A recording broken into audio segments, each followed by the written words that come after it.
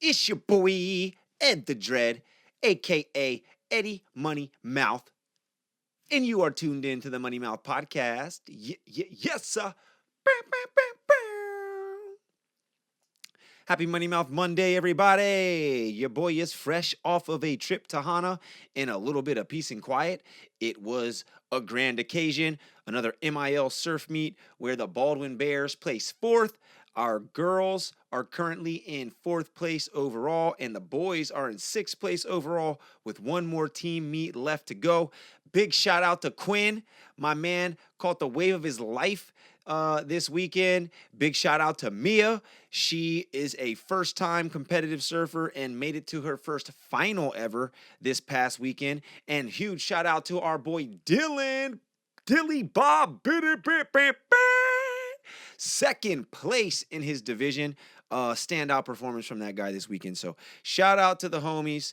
It was a long weekend, but a lot of peace and quiet and a fun time with the team and all the other competitors. So, with that said, the topic for this week is going to be the true definition of money, and also how I get into coconut trimming.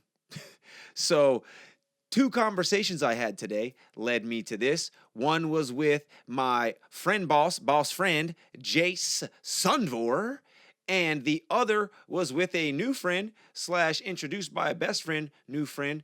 I believe his name is James. Again, we exchanged names like so fast, and then sat and just had conversation. I bounced out without getting like the refresher on the remind me one last time. But I believe it's James. But either way, um, both of those conversations had to do with energy.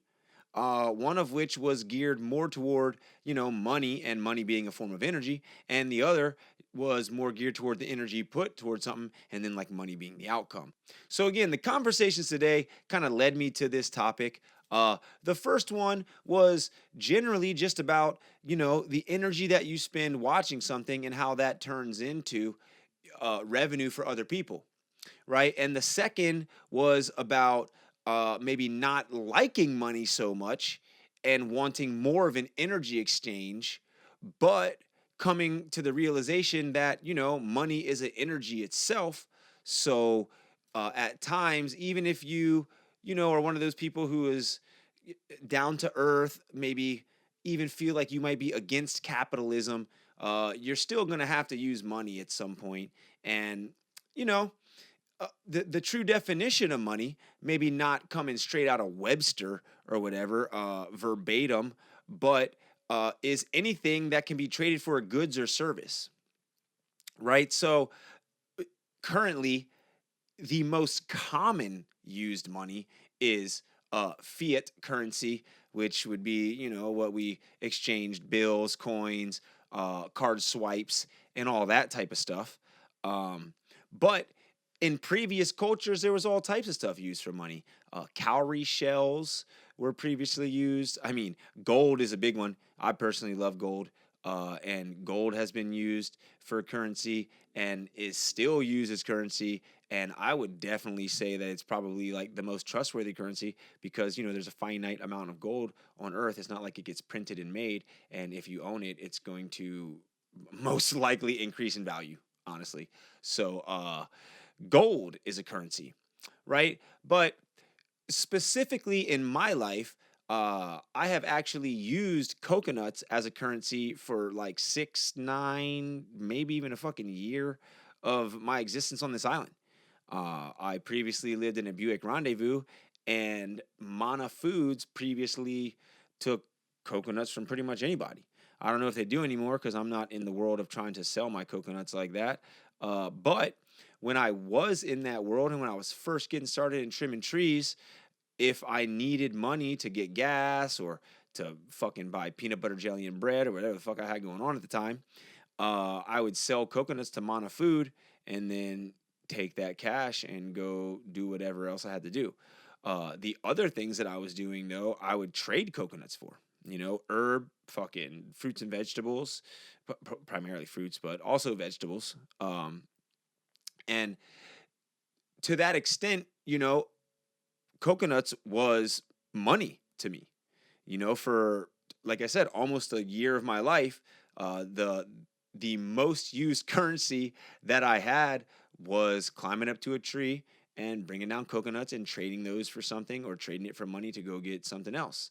Um, Now, speaking of energy and exchanges, the way that I got into trimming coconuts is one of those, circumstances of the universe. Uh, I had been washing windows for quite some time, after I had previously worked on a farm. Shout out Mom Lonnie and the Upcountry Farm. Uh, and I was getting into meditating a lot, and I was out in Keepahulu somewhere, just walked up a gulch, and every time I'd turn, oh, I kept going, oh man, should I go further? No, should I turn back? Yeah, I'd go further. And it'd look cooler and cooler and cooler until you get to like a crevice, and you like climb through the crevice. Then it opens up, then it get it, then it crevice, and again it opens up and it opens up, and now you're at the fucking a big tall opening with like tiny little waterfalls coming down. And then shout out Mom Lonnie again, you start to think, oh shit, this is where the people that live here said don't do shit like this, because if a waterfall starts happening, or a flash flood starts happening, I'm shredded through those crevices and dead, never talked about, never found again. So I made my way back out of that spot. But when I got out and I made it, to a safe zone and an area where I could have a seat, I sat down for a meditative practice I was doing at the time. And for the first time in my life, I screamed my intentions out into the universe. Usually I would just say it in my head. And now I'm like, yo, I walked like an hour and a half up this spot where no one's ever been in a long time, I bet. And there's definitely nobody down here. So I just screamed it out. And my intention was, I am so sick of working, washing windows. I want to get back to the earth. I want to get back to working on the Aina. So the next day, after camping somewhere in the area, I roll down to like a fishing spot. And where you could see the bay beneath, there was two coconuts, very low trees filled with coconuts. Now, the reason they're filled is because you have to climb down a freaking cliff to get there. So I scale down the cliff, I trim these trees, freaking barefoot, board shorts with a machete, climbing them up like three at a time, back up. It took me like 5 hours to get a stack of coconuts. I'm going to see if I can find the picture that I took of them, and we'll put it up right there. Right. But I spent all day doing this. And then as I'm loading them up into my vehicle, having no clue what I'm going to do, like no intention to sell them, just give them to friends. I don't know, I don't even know how to open one really yet. And older Kanaka comes down on quad, and he's just like, whoa, what are you doing? I'm just like, to tell you the truth, I don't even know what I'm doing. And we have a conversation about where I'm from, what's going on, what's happening, da da da da. And basically, he says, don't climb down that cliff anymore. That's ridiculous. I don't want you falling down there to your death. And also, you can hang out here as long as you like don't leave any garbage, and you help maintain the place and keep it looking better than it was when you got here. And one part that I didn't add to this story, and which I told him at the time, was that before I ever even touched a tree, when I climbed down to the rock beach, I cleaned up all the plastic and all the garbage that was down there and carried that back up in a hefty bag too. So after he said that, I pointed at the hefty bag, and I'm like, this is all the trash from the beachfront. And he was just like, no, really? And I was like, yeah, I cleaned it all up before I ever touched a tree. And he's just like, do you know what a climbing rig is? And I was like, no. And he was like, well, look it up online and buy one, because your first account is that church over there with all those trees on it. I manage that property, and my family has the kuleana to all this land here. And I was just like, holy shit, that's crazy. Turn of events that stoked me out. And in the midst of talking and doing all this stuff, it was kind of like more like question and response than a conversation, honestly. But I didn't have any of the questions. I had all the responses. So I never got Uncle's name. So like he turns his quad around, he's on his way out, and I'm like, hey, Uncle, I never got your name. What's your name? He turns and looks back and says, Aina. And there it was. The day after I screamed that I just want to work back on the Aina, I was told by a man named Aina to get a coconut rig, and that account over there was my first, and it was like 38 trees. So that's where it started for me. And then, it progressed into using coconuts as money. And now I have a business, and it's like a steady source of income for me. Now, coconuts are going to be a little bit different than like cash in hand, right? But again, it's money.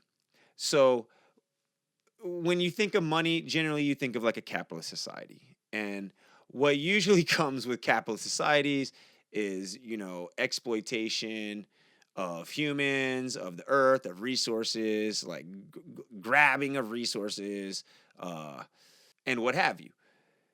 Uh, Also, in a capitalist society, which this is a thing that I've liked to point out in the history of events because I've had friends that have, uh, you know, uh, gained financially from these type of things, and that is just when energy is focused on something, generally money becomes the outcome. Case in point, Tifu, right? It's a homie of mine that I met when he was very young as a professional skimboarder. He and his brother were making videos on YouTube. He played video games and was very good at video games, and he became one of the most world renowned and wealthiest gamers, I would say, probably of all time. After playing Fortnite and Fortnite reaching such a mass that it did, he was in I think the FaZe clan, but like, moved into a mansion to be like playing with video games with people.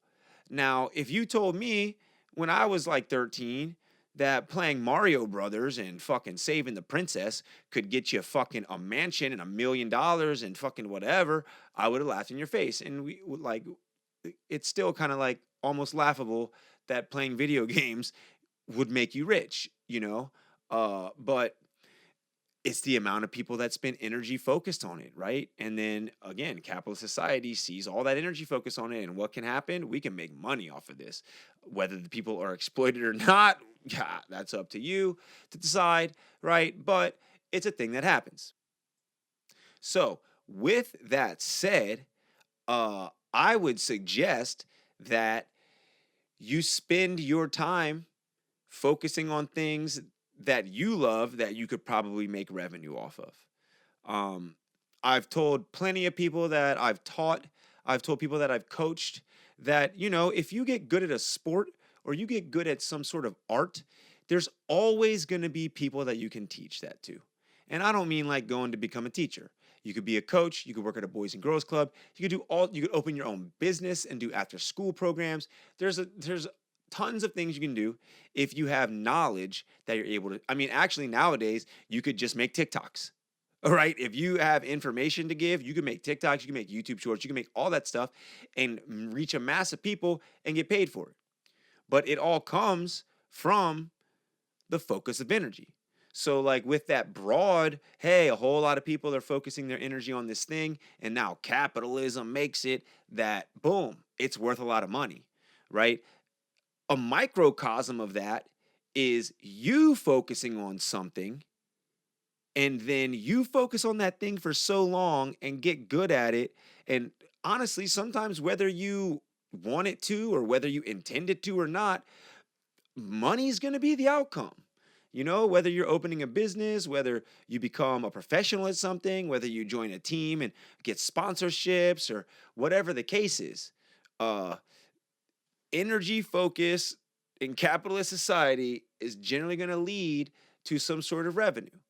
Uh, Whether that revenue or money is actual fiat currency or some other thing that you can trade goods and services for, whatever the case is, again, generally speaking, put that energy and money's going to come out. The reverse of that is that money itself isn't energy. So, circling back to the beginning of the podcast today, which is what is the actual definition of money and how it can be used. Boom! That was your Money Mouth podcast. And again, I'm your man, your main doo-doo stain, your man 50 grand, your flim flam, the bim bam. Click like, click subscribe, share if you care, and if not, I don't care, because I'm going up there, and that's the top, boo. A hooey ho, Kako.